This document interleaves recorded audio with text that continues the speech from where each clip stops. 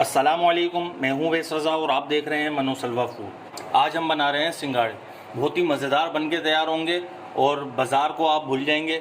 बाज़ार में जिस तरीके से मिलते हैं उससे अच्छे हम इसको इंशाल्लाह घर में तैयार करेंगे और बहुत ही आसान तरीके से। इसको हम बॉयल भी नहीं करेंगे और इसको हम बनाएंगे स्टीम में।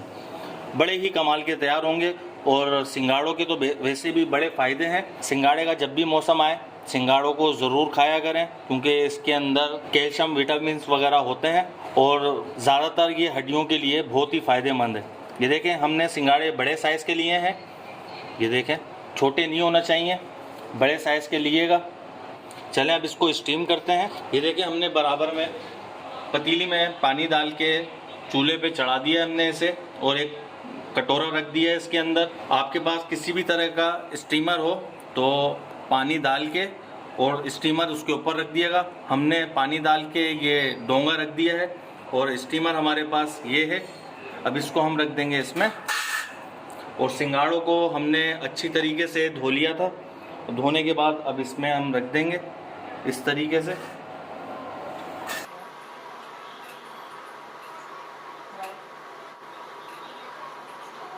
बाज़ार में जो मिलते हैं उसमें कलर का इस्तेमाल किया जाता है।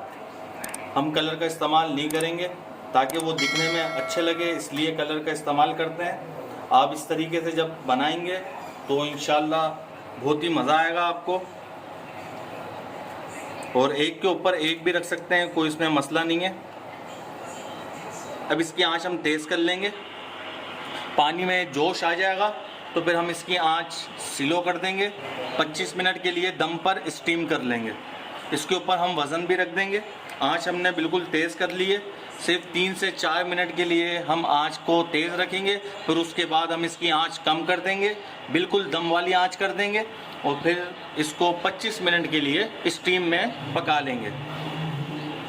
ये देखें, माशाल्लाह हमने इसको 2 से 3 मिनट के लिए तेज़ आंच में रखा है।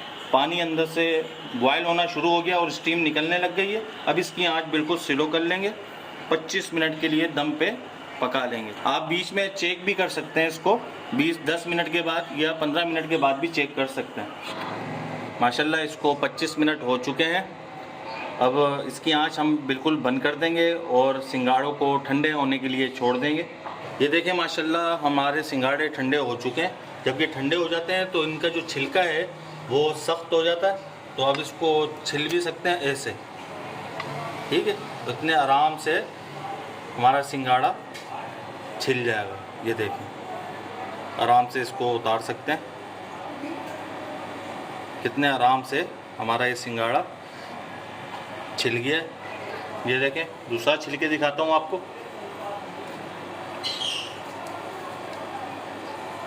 ये देखें कितने आराम से इसका छिलका उतर गया। ये देखें, माशाल्लाह।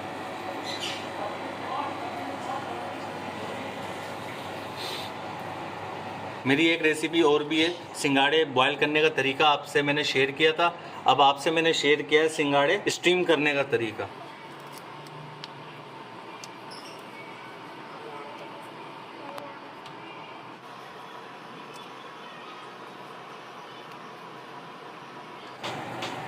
ये मैंने आपसे सिंगाड़े छीलने का नया तरीका शेयर कर दिया। ये देखें कितने आराम से उतर रहे हैं। नाइफ़ की भी कोई ज़रूरत नहीं है।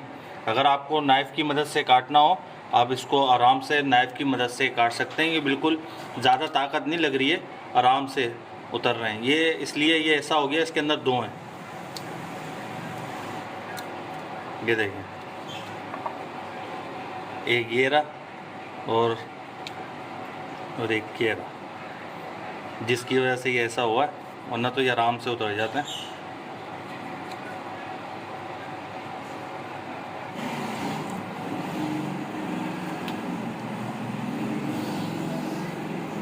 हमें ज़्यादा जान नहीं लगाना पड़ रही। ये देखें कितने आराम से उतर गया। ये देखें, माशाल्लाह, सुभान अल्लाह। सर्दियों में अल्लाह की नेमतें देखें कैसे आना शुरू हो जाती हैं। गर्मियों में अलग आती हैं, सर्दियों में अलग आती हैं। किस किस नेमतों का शुक्र अदा करें, और जितना शुक्र अदा करें उतना कम है। अगर आपको हमारी ये रेसिपी पसंद आई हो तो इसे लाइक करिए, सब्सक्राइब करिए और शेयर करिए।